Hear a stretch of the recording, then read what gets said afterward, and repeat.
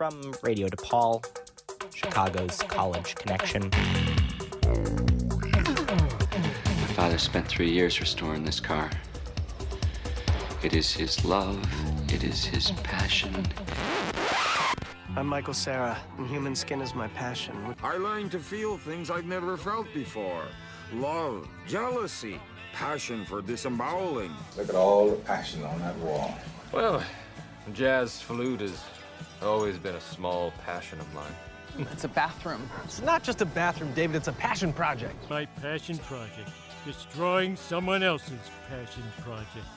This is Passion Project with your host, Peyton Basden. Yawn. Hey guys, I just woke up. That's a lie. I've been awake for a long time. Went back to sleep for a little bit, and now I'm awake again, ready to rock and roll. I recently, I think, had the self-realization that I can't make it through most days without having some sort of nap, which I don't know how I feel about, because in the moment those naps feel really great, and like I like doing it. I really like doing it, but also that doesn't feel like it should be something that's true for like a healthy human adult. Like I should be able to go a whole day, right? But then sometimes I can't. But sometimes I also wonder, since I think the only reason I nap is because I have the opportunity to nap. And if the situation called for it, if I must be out and about at all times, perhaps I'd nap less. Anyways, think about that and apply that advice to your own life. Welcome back to Passion Project, everybody. Today's a very special day. Not only is it another Sunday, which I don't know about you. I was not in Chicago this past weekend, but I heard the weather's been insane. It's back to 57, though. We're moving up, and I hope we stay up. Only up from here. Oh, it's only up from here. Yes. You know, Buster Moon said this from the movie Sing. He's like, the Yes. best part about hitting rock bottom, the only way you can go is up. Wow. And I think about that a lot. That is inspirational. Think about Buster Moon a lot. Which animal was that? That's the koala. Matthew McConaughey koala. Yes. Yeah, he's a gem. He is a gem. He's truly a gem. And in the spirit of Buster Moon, in the spirit of gems, I've got a gem for you guys on the show today. A wonderful guest. Wow. Long-time fan of the show. Long-time passionate person. Oh, yeah. Long-time...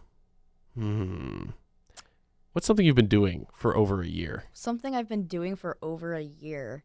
I don't do much, Peyton. I think I kind of lounge around. I've been ordering a lot of DoorDash this past year. Longtime DoorDasher. Longtime DoorDash head. Yeah, I have one of those. What is it? A subscription? Yeah. Dash Pass. I have a Dash Pass. There you go. And when you have that subscription. So close. Subscription like that, you really got to take advantage of it. Yes. Everybody, please welcome Kellen to the show. Hello. Woo! This is always the time. Like I imagine there's a live studio audience and there's like a huge wave of applause, but it is in fact. Whoa, they're here. Oh, that's fantastic. Yeah. And then I like have the sobering reality of this is two people in a basement somewhere. It is. And I think that's also very beautiful. That sounded a lot creepier than I think you intended it to be. Two people in a basement having a great time who both want to be here in a really fun and cool, normal way. Absolutely. Guys. That's what the show's been its whole existence, but sometimes there's three people.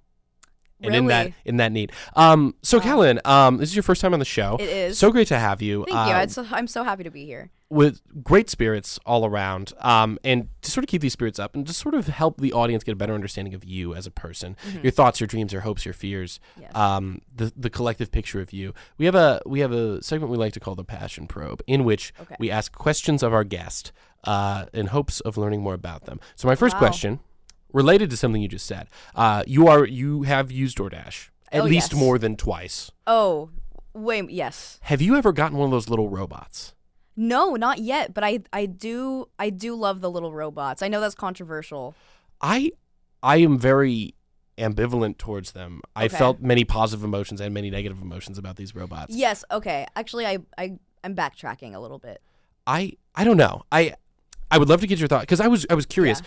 I don't DoorDash often, and I wonder what one would have to do to get one of those robots to come give you your food, because I can't imagine it's a better system than like people getting it to you. I feel like it would be worse. My problem, while I do love the robots, my one issue with that is I feel like one, is there someone controlling the robot? If so, do they get paid?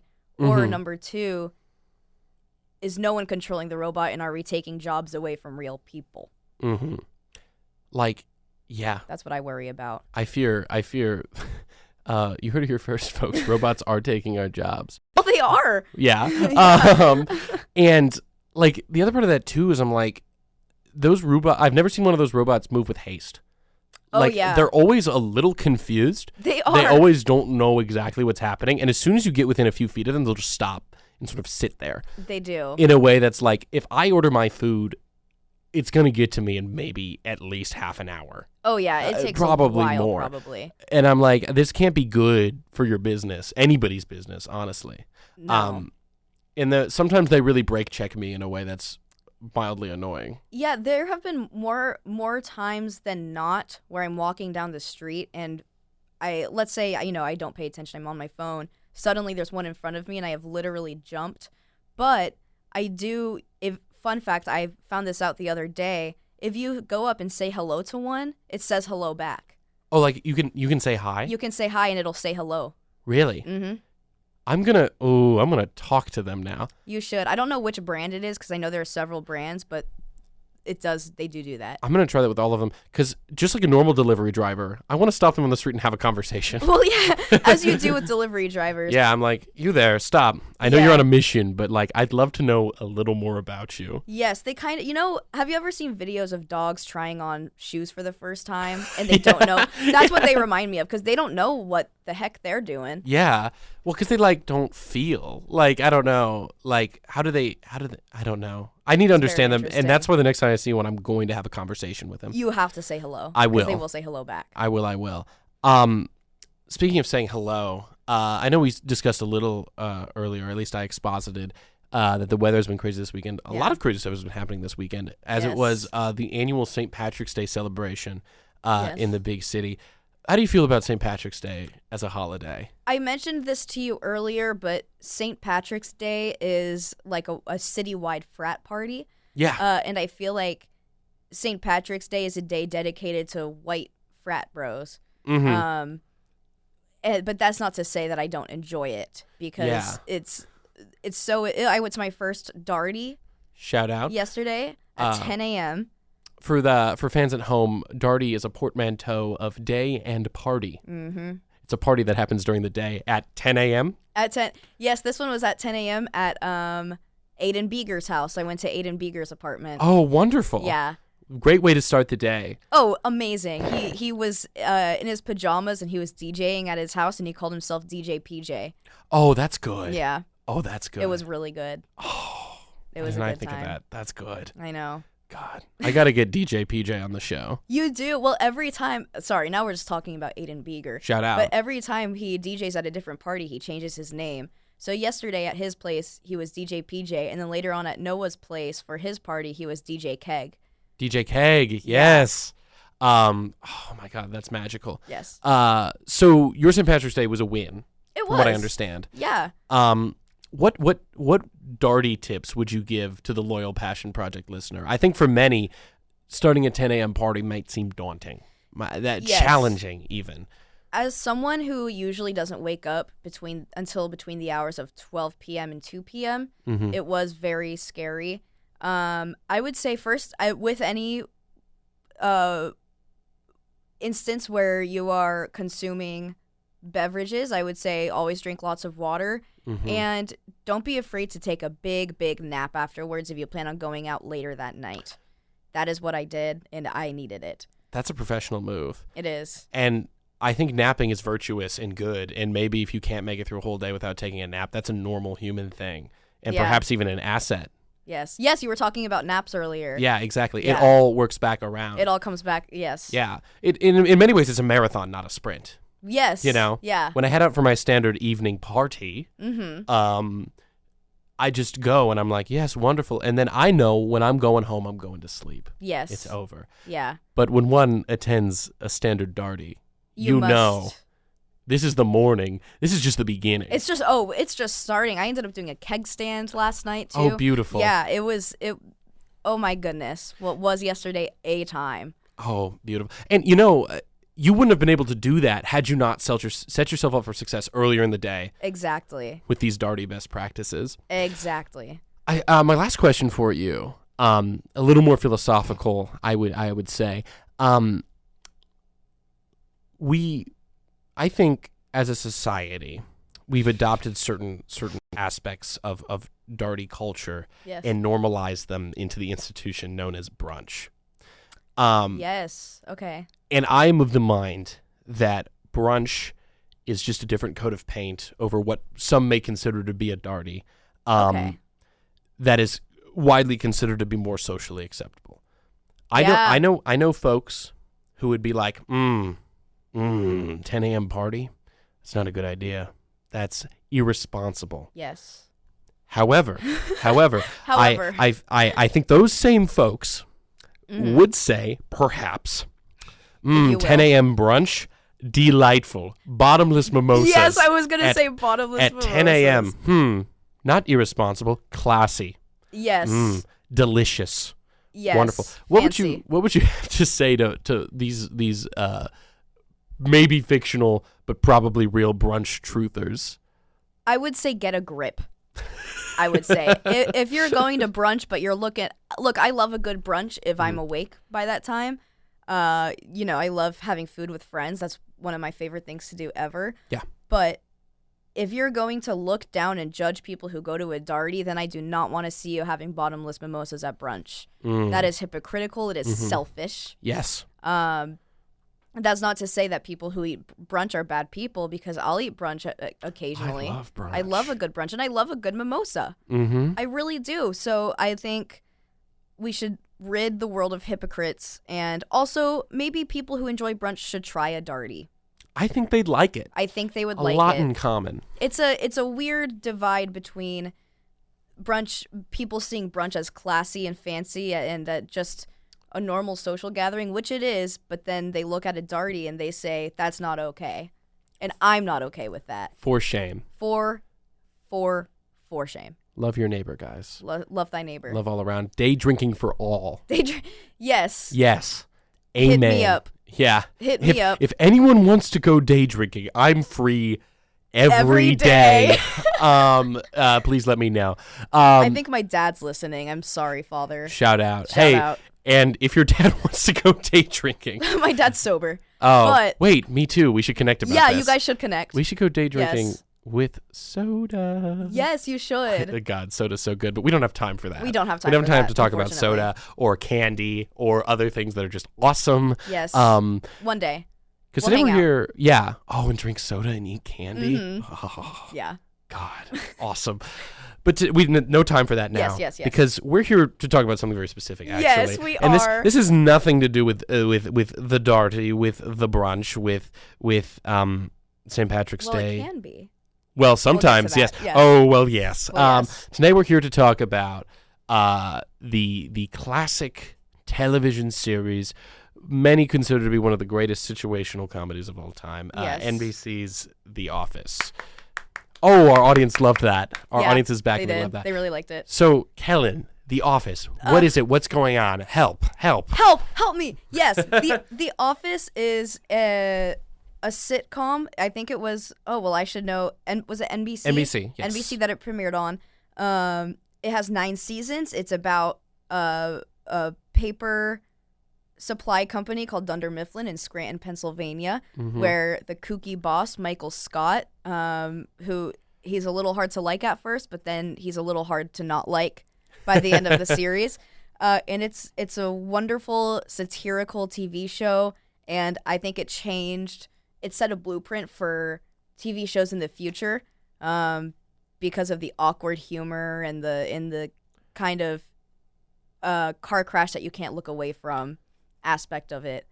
And that is the best way that I can describe it. Yeah. There are romances, there are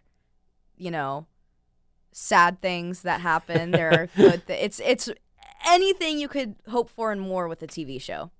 A little bit of everything. A little bit of everything. For everyone. Yes. Death. Death? Mm-hmm. Oh, yes. Ed Truck, the bird, all of it. Sorry. Getting off track here a bit. But yes, so this show was huge. And then I would argue it got even huger after it got off the air, which we can talk about, which I think is very interesting. It is. But it's sort of, if not like invented, popularized, and sort of pioneered a lot of the tropes we see most comedies have today. Yes. It was the first huge sort of mockumentary style show. It was single cam in a way. I mean, there were single cam comedies at the time, but like this was like it was the single cam. It was the one everybody was like, The Office. Everyone's like, let's go home and watch The Office. This was when cable existed. Right. Let's go home from The Office to watch The Office. Yeah. Yeah. Oh God, the fantasy. The fantasy. Working in an office, then coming home to watch people working in an office. Yeah. God, take me back. I know I said cable. I'm pretty sure it was on broadcast though. Sorry, TV heads. Ugh. They're not going to be happy with you after that one. You just lost a viewer. I just lost my one viewer. My one viewer who's really into TV terminology. Yeah. I'm so sorry. Please come back. But yeah, this show ran over 9 seasons. Tell me about when did The Office come to you? How did you find it? How did it find you? So growing up, my family would watch The Office. Often, I'd come home from school, I'd eat dinner, and they'd play their TV shows, and they very often watched The Office. And of course, when I was little, I had no interest in it. I saw people working in an office, and I was like, this is the most boring looking thing. But then I think one day I sat down with my parents and I actually like paid attention to an episode, and I was like, oh, this is really funny. And so from anytime they watched, I think I would just kind of pop my head in and try to watch what I could. But then, as most people did, COVID hit 6 years ago, almost to the day. Oh, wow, yeah. Yeah, I think it was March 13th. Never forget. Never forget. I binged watched The Office, as, again, most people did at that time, and just absolutely fell in love with it. And ever since then, I admittedly don't really watch many other TV shows.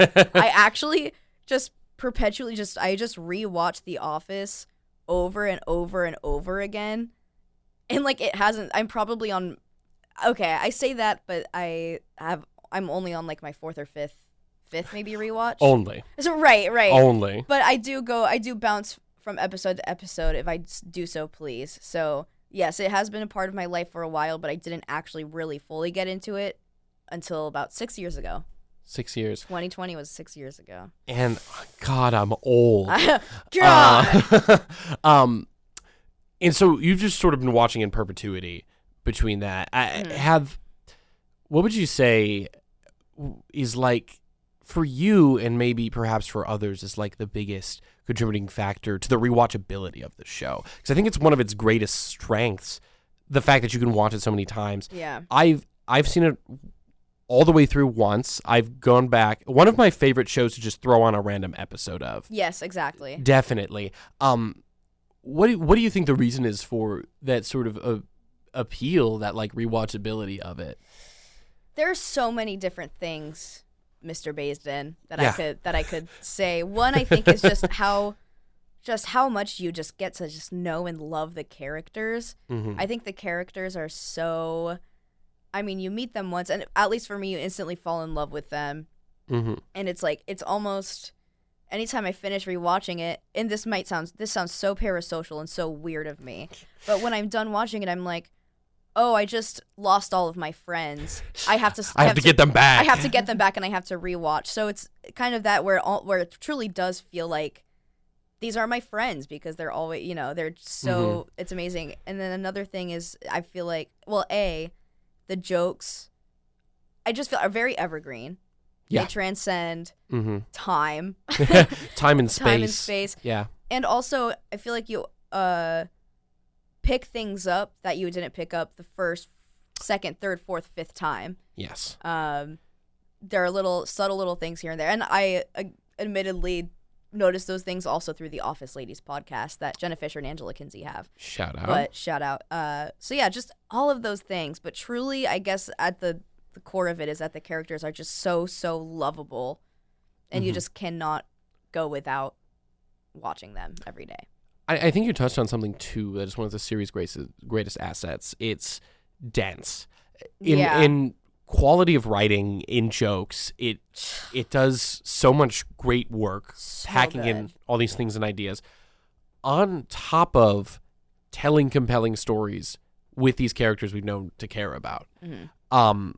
Which again is really awesome and really delightful. And this is a very character-centric show. It's all about the characters. Love them. You know, The Office is but an excuse to get these guys in the same room. Yes. Which is wonderful. And I guess that's how TV works. Right.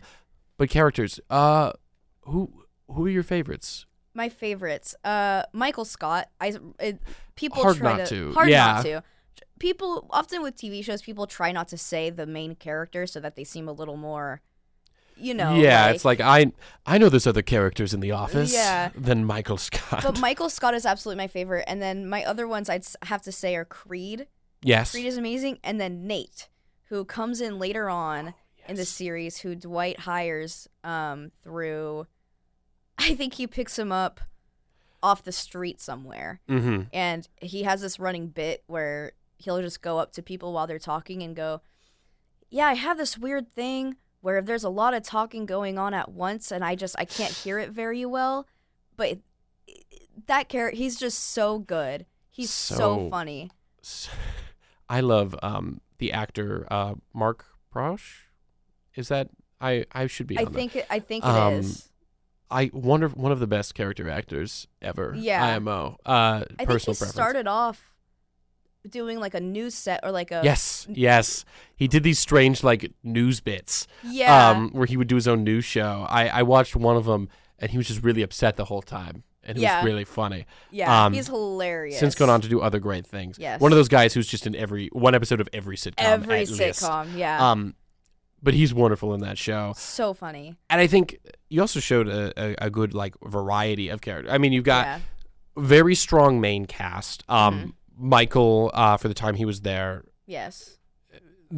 The heart of that show, sort of like the legacy that he left. Just the show. The show, really. I fear. Iconic character. Yes. Dwight as well. Very hilarious. He's funny. So good. He's funny. So good. I like when he does the Bears beats Battlestar Galactica. If Yeah. you know, you know. If you know, you know. Yeah. It's on my office tote that I have sitting right here, courtesy of my sister-in-law, Kayla Burrell. Shout out. Shout out Kayla Shout out Burrell. Kayla. And my brother, but I think she's the one that actually picked it out for me. There we go. Yeah, Bears beats Battlestar Galactica. There you go. Classic. Classic. But then, yeah, so you have those main characters really strong, and you have the other supporting characters also really strong. Yes. I'm a huge Creed fan because I don't think there's ever a moment where he shows up on screen that like isn't funny. Just hilarious. And There's not one line that they throw away for that man. And they balance that very well. I think a lesser show would lean into it a little too hard or find ways to overdo it. That is like, okay, whatever. Yeah, but where it's like, all right, we get it. Perfect sprinkling of that character. Yeah. Crazy casting, crazy like. Well, they just lean into it, which I'm like, that's really funny. Well, because it's his real name. And do you know the story of how he got to be Creed on the show? No. He was originally a background actor, and one of the directors or someone was like, hey, you say this line. And he did, and they realized, because it was the first or second episode where they gave him a line, they were like, it's some sort of rule or something where he had to then have a part in the show or like not be a background actor anymore. So they were just like, I think this is true. Okay, well, now this guy is on the show. And yeah, he was part of a band called Grassroots, and which they talk about in the show. It's a very weird, they blur the line between reality and fiction. Yeah. At some point, where I think he got kicked out for doing, so I don't know how to say this without substances. That may or may not be illegal in certain places. Be illegal in certain places, so which they incorporate into the show. Anyway, awesome. Love Creed because I feel like he almost is very similar to his character in real life. Maybe I could be wrong. Yeah, but again, that's just another little treat that show has to offer. Yes. And then you have these sort of like tertiary characters, these bit characters that are really strong. I'm a big Cousin Moe's fan. Ugh. Shout Love out. Cousin. Who is Mike Schur? Mike Schur. Yes. One of the creative powerhouses behind this series. Oh my gosh. And behind most of the best sitcoms ever. Oh yeah. Parks and Rec. The Good Place.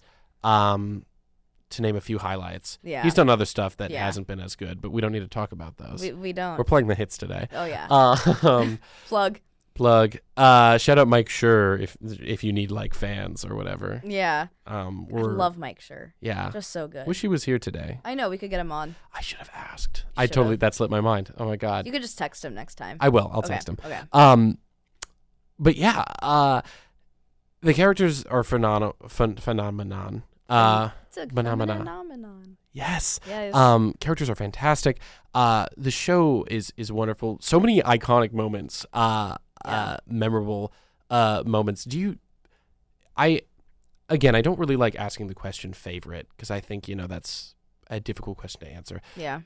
I want to hear some highlights, episodes that you're like, that's good stuff. Wow. That you'll go back to, that speak to you the most, or like, wow, this is fantastic. Okay, that is a difficult one because that's just almost every episode I do. And then, can you name every episode of the show in order? Oh yeah. Yeah. Pilot, healthcare, Diversity Day. No, I got healthcare and Diversity Day mixed up. Darn. Anyways.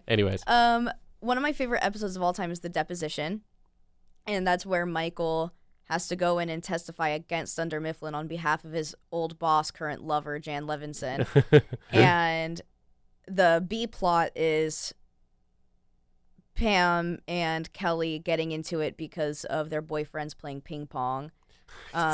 Which that storyline I honestly couldn't really care. I don't care much about, but the deposition one is hilarious. I have a tattoo on my leg from the cold open of that episode, actually. And that's one of my favorite episodes of all time, especially the part where they read Michael's diary for some evidence. And one of the I think I can recite the diary, the journal entry if I may. Yeah. Dear diary, I just went with my boss. I just came home from vacation in Jamaica with my boss. Tan almost everywhere. Jan almost everywhere. Teehee. Oh diary, I just had. Oh, I don't know if it. For the sake of art. For the sake of art, I just had sex with my boss, and then. There's another line or two in there, and then he closes out the entry going, more tomorrow, XOXO, Michael. Which just the idea of Michael Scott, a 40-something-year-old man, writing that in a diary tickles me so much. So that's a good one. I really like, what was it? Benihana Christmas. That one is so good. And I love any storyline with Holly Flax. Any storyline, any episode with Holly Flax is so good because she just adds so much to it. But yeah, so that's just to name a few. Gay Witch Hunt, season 3, episode 1, Gay Witch Hunt. Yeah. Where I think it's they trying to find out who else in the office who in the office is gay. I don't know. I just remember really, really liking that one as well. Oh, Dinner Party. Oh. The infamous That's a classic. Dinner Party. That one's great. Infamous Dinner Party. That's just that one's really good because they wrote it during the writer's strike. So they had months and months to actually write it and tweak it and tweak it and to tweak really it. make it And the masterpiece that you see today. The masterpiece that you see, just so quotable. Okie Afterbirth is always a good line. Yeah. It's a little bit of an Okie Afterbirth. Or I also love the song that Jan plays from her assistant Hunter. Took me by the hand, made me a man. That one night, you made everything alright. Awesome. So, classic. Just so good. Just so good. Now, sorry, I had to go off on. No, go off you there must. A little bit. It brings out this beautiful thing in all of us. Yes. The small part of every person's soul that yearns to live and work in an office. Right. And yeah, I think sort of building off that, this show ended. Do you know the year? It was a while ago. sometime in the 2010s even. I think I could be horribly. If it started in 2004, did it start in 2003, 2004, 2005? I don't know. So I think maybe around 2012, 2013. I could be wrong. Anyway. At least it's been a while. It's been a while. And let's say safely a decade since it's been off the air. Yes. There have definitely been other shows like it. Mm-hmm. Some of which I think have achieved similar, I wouldn't say as much, but like similar levels of success. Mm-hmm. But people keep coming back to The Office, and I think NBC has talked multiple times about doing something with it. Is this a show you would like to see come back on the air? I'm gonna put a pin in the paper, and I'm gonna set that off to the side. We can talk about that later. Not pretending like that show doesn't exist as of right now. Would you say, because the phenomenon that happened was the show ended, and then I think it was definitely during this COVID era, everybody opened at Netflix and was like, oh, The Office is on here. Yes. Why not? Mm-hmm. And I think specifically to people at that time and spoke to this feeling that a lot of us had loss of community and going into an office, as lame as it sounds, but like the deeper truth of that being like, here are my friends who I see every day and hang out with. Yes. Was a super huge appeal. And it exploded, and people were like, we should do something about this. Yeah. So I guess my question to you is like, should they do something about this? Is there more story to tell? No. I think I think it would be a disservice to The Office to try and continue to re-up it in a way, because I think the storyline with Michael leaving, I honestly, while I do enjoy seasons 8 and 9, I do truly think because Michael Scott was the heart of the show, it really could have just ended there, as much as it pains me to say. Again, I love season 8 and season 9. However, it ended, I think, where it needed to, and honestly could have ended a little bit earlier. Yeah. I think about those seasons. I think the best thing it gave us was Robert California. I'm a big fan of Robert California. Oh, of course. James Spader's really funny. Just hilarious. Great character. I'm the Lizard King. Yeah. Such a weird That is one of line. my favorite moments in the entire show. Yeah. Like, that's a treasure. But then, like, certain things brought me down. Like, I think Andy ended up in a weird, like, strange place. They did something really weird with Andy. And, like, stuff like that where I'm like, okay, this show's been going on a while. The Pam and Jim storyline where they made them like fight each other. I'm like, Yeah. sure, I guess. very sad. Sure, I don't. guess. And I feel like if we were to bring it back, we'd run into more things like that. Now, Exactly. hypothetically, if they were to make a spin-off series of The Office, not in Scranton, maybe somewhere in like Toledo, Ohio, or something like that, featuring an all-new cast, sort of similar structure of the show, of like we're all in the same workplace together. Maybe something that's a little mundane and like not very exciting, but we put some crazy cast of characters, and maybe one of them's just Oscar. They just bring him back. Yeah, maybe Oscar's just there. Yeah, as head accountant. Yeah, how would you feel about that sort of continuing the story or the legacy? If that were to happen. If that were to happen, I think it would be very difficult to replicate just how good The Office was before, because the paper, obviously. Yeah. I watched half of the first episode, and just honestly, I just stay so true to The Office that I just couldn't. I can't betray my child. Well, because because Dunder Mifflin went out of business, and that already just hurt me in the heart to see. Hurt me in the heart. And you walk in, they show you the old office, and it turned into like a Like a massage therapy massage sort of thing. therapy or something, and it was just so different. And honestly, after seeing that, I was just like, I can't imagine. I have to turn it off. Core of my comfort character. Yeah, so it's just terrible. And so obviously, I think the show is good. I think objectively, I think they did a good job, but they could never ever. You'll never be replace it. You will never be him. You will never ever replace The Office. So I think while they did a good job trying their best, I don't think anyone had their expectations too high. I think that's a very fair reading of it, and I think all the pitfalls of that show are the fact that it is related to The Office. Yeah. In a way where it's like, don't try to be something you're not. Right. Because I don't think that'll Except help Oscar. you. Except Oscar. Oscar, you're perfect. Oscar, you're and you're perfect, still never Oscar, change. and you're still here. Yes. And oh boy, do I love when you quip and you're like, I used to know a guy who was something like this. Yeah, and you're like, oh, well, I know exactly who you're talking about. And he's doing a crossword, and it's like, oh, you're doing a crossword. It's like, yeah, an old friend of mine. An old friend of mine. Yeah, let me call Stanley about this. Stanley Hudson. Stanley, you're not going to believe what just happened to me today. And I'm like, oh, Oscar. Oh, Oscar, love you, kid. Love that guy. But yeah, so another conversation surrounding The Office that is fairly ever present. There are two versions of this show. There's the United States version, shout out, which ran for 9 seasons, Yes. which we've been talking about for the past few minutes or so. Mm-hmm. And then there's the UK version, which is the originator of this premise, of this concept, kind of these characters as well. Yeah.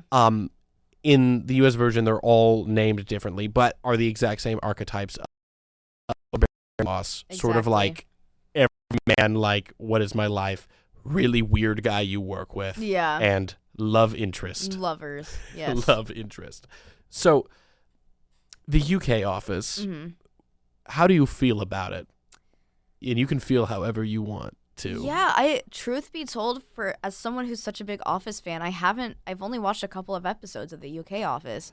Again, I think because I'm just so loyal to the US Office. Mm-hmm. I do know that was it Steve Carell or Greg Daniels, someone, they met with Ricky Gervais Mm-hmm.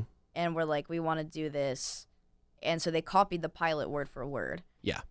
Which I think is very interesting. But all this to say is I really appreciate the UK Office. I do think it's from what I've seen. Mm-hmm. I do think it's hilarious. I think it's it's very, very drab in the sense. It is. It's just like it's hard to sit through it. Just as it's kind of hard to sit through the first episode of The Office US Mm-hmm. because it's so drab, and it's. They are fundamentally different shows. Oh yes. For everything they have in common, tonally very different. The UK Office it has most of, if not all of, like the cringe factor of like the other show, which the US Office turns that down and adds like a little more wacky goofy in. Mm-hmm. But like the UK one is really grounded and really like, I'll say hard to watch in the best way. Yeah. I do think it's wonderfully funny and like good, but like you see that in the first season of the US Office where like it takes a second. You actively watch that show like find its own identity because those pilots are functionally identical. Yeah, the script is the exact same. The only thing that changes, the only thing that changes in the pilot script is the character names. Mm-hmm. But there's just something about Steve Carell that just makes it so. Not to say that Ricky Gervais isn't good, because Ricky Gervais is hilarious. What's his character's name in the UK again? I think, is it like David Brent or something like David, that? yeah. Some version of that. Yes. But like, I think that's the great summation of how those two shows are different. How those two characters are different. Two very big, very prolific actors doing Mm-hmm. two different things with the same script, which I think is very interesting. And might I add, I love the episode where they meet each other in the U.S. Office. Which is awesome. So funny. Anyway, yeah, I think... I don't know. I think what you said sums it up so well, is where you see the Office U.S. Mm-hmm. really kind of find themselves as it goes on. Right. Yeah. Because that's... Ricky Gervais's character is mean. Yeah, like, he's just mean and sort of bad and like angry. Mm-hmm. And then like Steve Carell is unintentionally like cumbersome. Yes, he just wants... He actually truly deeply just wants to be loved. Exactly. He's and not like that's mean. very relatable. He just goes about it in all of the wrong ways, and he eventually finds it later on. Mm-hmm. But he truly... He's not mean. He just wants to be liked. What's that? There's this episode, what does he say? He goes, I don't need to be liked. I want to be... I don't... Mm-hmm. He goes, I don't need to be liked. I have to be liked. I think. I don't know. I'll have to pull it up. But he's, and then even Ryan in one episode says, Dwight says, what's Michael Scott's biggest fear? And he says, loneliness. He doesn't want to be lonely, and I think he'll do everything in his power to not be lonely, and he goes about it so wrong. But unlike Ricky Gervais, he's not mean outwardly. Yeah. I always think of the one quote where he's like, yeah, when I grow up, I want to have like 100 kids so they can all be my friends. And I'm like, oh. And then the little rat looks right at the camera and is like, oh, it's such a wonderfully hard watch. It's so hard. There are some instances in the show where it's like, you just can't. Proverbial dumpster fire. You can't look away You in a way that's beautiful and look like away. Deeply human and relatable. It's one of those where you're covering your eyes the whole time. Yeah. And you're like, another big conversation sort of in the zeitgeist surrounding the show is it draws a lot of comparisons. The closest show I would say that exists to The Office is Parks and Recreation. Yes. Fundamentally very different shows. A lot of similarities. Both Mike Schur, very based projects. Both workplace sitcoms. Yeah, Greg Daniels as well. Greg Daniels. Yes. Shout out Greg. Also couldn't be here. I did text him. He can't. He's got a thing darn today. It. Which is fine. That's okay. I respect that. And both follow. Here is a very wacky set of characters that get into hijinks and shenanigans, and we see how they react. What are your thoughts comparing the series? I guess you do prefer one. My guess is you prefer one over the other. Peyton, can I say something crazy? Yeah. I haven't watched Parks and Rec. Whoa. I know. Can I give you a recommendation? Parks and Rec? Based off everything you've said, I think you'll like it. I think so too. I've actually watched the first couple of episodes. I was talking to a good friend of ours, of the both of ours, Brady Barrow. Shout out Brady Barrow, who loves Parks and Rec. She said, similarly to The Office, it's hard to get into it from the first season alone. Most people start on season 2, and you'll be completely okay with that. Okay. Yeah, and if you want to watch season 1, you totally can. There are good moments, but I think I might want to. But I do want to watch Parks and Rec because, again, love Greg Daniels, love Mike Schur, love mockumentary style, anything, love Amy Poehler, and there's no reason that I haven't gotten into it. Again, I just think I'm so loyal to I don't know what is wrong with me. I don't think there's anything wrong with you. Thank you, Peyton. You just have a calling in life, and you've answered it. Yes. Because Parks and Rec, for me, it's very difficult to choose between them. I think I watched Parks and Rec first, so I think it's a little more ingrained into my human soul. Okay. I've seen clips of it too that are laugh out loud hilarious. Yeah. So I do need to really get into it. But yeah, because they do a thing too, and I think that's sort of the nature of all these sitcoms. Is like the first season is hard, especially on like a very character-driven show. And what's really funny in Parks and Rec is they just have characters in those first few seasons that don't work. They get rid of them, and they just add Ben Wyatt and Chris Traeger, and then the show gets better. Yeah. Like, all you need is Rob Lowe and Adam Scott. And then everything gets better. And then boom, you're done. And then they're like, okay, we got it. We got it. Yeah, because Adam Scott isn't in the first season, is he? No, he's not. Right. They just add him and Rob Lowe later on. Yeah. And it's exactly what the show needed. Like, really? Two of the best characters in the Very show. Interesting. They just throw in late. It's like if they introduced Dwight in season 4 of The Office. Not that crazy, but which is really funny to me. But yeah, and that's also very much how I felt about The Paper as well. As I'm like, this has just been a first season of a show like this, and I'm like, it was whatever. Yeah. And I want them to find their unique voice and their reason for being for this show. Right. Because I guarantee you 90% of that was NBC being like, we got to do something with this. Exactly. We got to because they just knew how many people loved The Office, and but they also should have known. I really hope that they didn't expect it to be as big. If they were fools, they would expect. Like that's what I'm like. Yeah, that's what I'm saying. I will say one show that is just phenomenal off of the first season and only season alone is Freaks and Geeks. Shout out Freaks and Geeks. And also Paul Feig directed and worked on Freaks and Geeks, who directed several episodes of The Office, may I say. But it's very rare that a show can... Actually, no, maybe I'm backtracking a little bit, but I think it can be difficult for a show to be phenomenal from the get-go of first season. Yes. I think more often than not, first season is okay, and then everything gets better. Just better. There are shows that nail it in their first season, and they're always usually shorter shows, which I think is really interesting. Freaks and Geeks. Freaks and Geeks, Yeah. shout out. Only ever got one. Imagine how good it could have gotten. Oh, so good. So only really just could have gone. Ugh, I grieve. I agree. Every day. Every day I grieve. I wake up and I'm like, ugh. I get so sad thinking about it. But yeah, I'm trying to think. There's been a lot of sitcoms with good first seasons, and I can Arrested Development's the only one coming to my Arrested head. where I'm Development like, is amazing. that hit the ground running. It did. I think honestly, The Good Place too. Good Place. Oh, the first season of The Good Place Because is it very hooks strong. you. It hooks yes. you so fast. It hooks you immediately, and then it changes. I'm not going to spoil The Good Place for you, but like, I think the reveal at the end of the first season is one of the best. Oh yeah. Sitcom moments. Just. Period. So. Boom.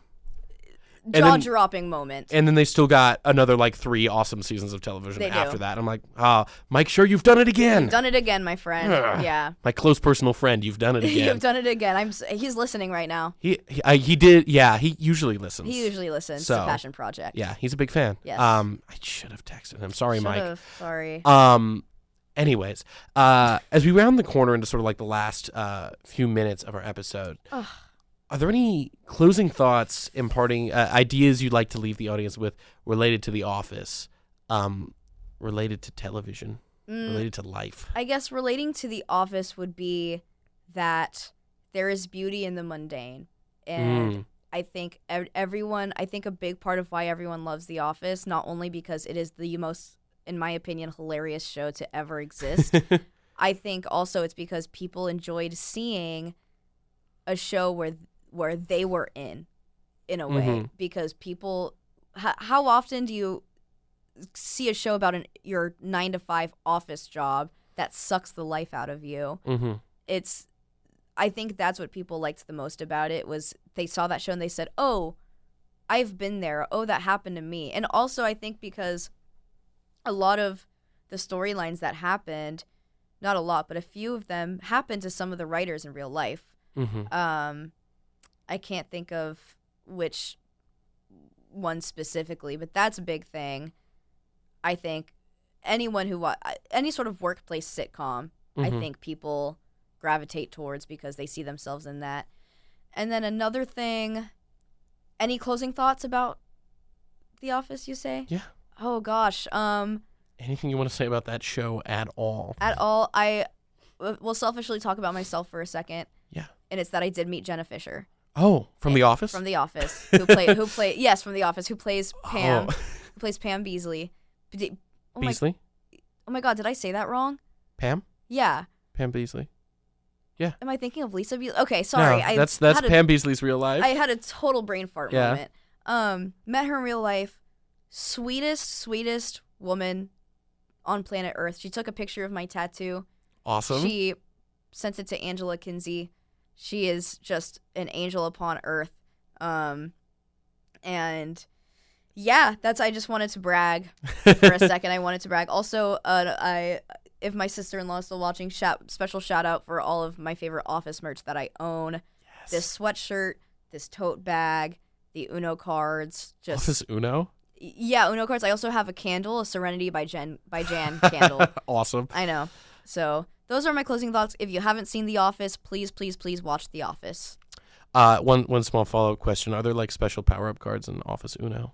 You know, I can't remember, Peyton. Hey, that's okay. Hey, that's okay. This is a little soapbox I'll get on. Sometimes when they do specialty Uno, it's just Uno with different colors and shapes and things. Yeah, and I think do that's really about what appreciate it when they like have put a little more effort into it. I think there may be a card or two where it's like Kevin spilling his chili and then you have to do something. I forgot. I think I left those at home. Hey, that's okay. I didn't ask you to bring them today, and I should have. I meant my home in Texas. I left them there. I should have given you enough heads up to get them shipped out. I know, so we could have played Office Uno live on air. And also shout out Kevin spilling the chili, the funniest thing ever. So funny. Period. I always feel so bad for him in that scene. I do. Oh my God. So that was one of the most emotionally effective things I've ever seen. It really and is I do think about it, and for whatever reason it is my lasting impression of that series. Really? Is Kevin I think about it a lot, and I bring it up whenever I can. Yes. as the funniest thing that's ever happened. It's so good. And I think it was really funny because Mindy Kaling was talking about it, and she was like, did not want it. Nobody. Yeah, she's like, this is never going to work. Yeah. Meanwhile, it's one of the most iconic scenes in all of Office. Dare I say TV history. You dare say that because you are correct. And speaking of being correct, I'm looking at the clock. Oh yeah. And our time is nearly done. That was a great transition. That was a great. That was good. Yeah. And Kellen, thank you so much for being here. Thank you so much Peyton. for sharing your passions. Wow. That's what this is all about. Yes. Dear listener, thank you for being here. Hope you're doing well. I know it's been a while since we've chatted. I miss you, I think. I don't know. It's complicated right now. That's a lie. I care about you deeply and personally. Everybody, thank you so much. As I speak to you now, I don't know if we're going to have somebody on next week. Much to think about. But if not, we'll be back in the spring. I'll let you know if it's at a new time, but it'll be very exciting. Yes. One more lineup of guests. And we have one wonderful guest here. Yeah, thank you again for having me on, Peyton. This Thank was you. very sweet. Thank you for being I very awesome. much enjoyed it. Yes. Good. Thank you, listener, again for listening. Hey, everybody. Stay awesome. Stay cool. Stay office. And stay passionate. I'll see you later. Office. Stay office, everybody. Yo. Stay office, guys. That was awesome. Yes. High freaking five. That was so fun.